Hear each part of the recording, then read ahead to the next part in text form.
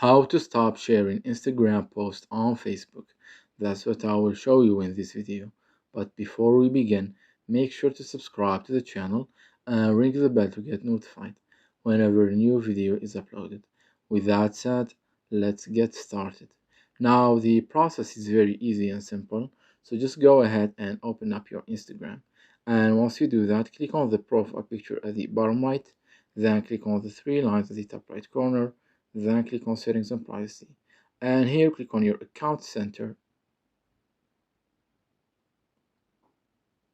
After that, from the first section, click on connected experiences, and then click on sharing across profile.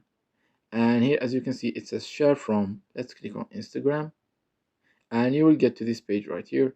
As you can see, it says share from Instagram to our Facebook profile, and at the bottom it has the automatically share section where you will need to turn off the toggle next to the Instagram posts, so this way Instagram will not share your posts over to Facebook. It's that easy and simple.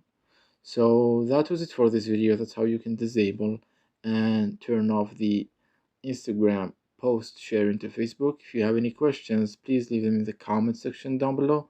With that said, see you in the next video.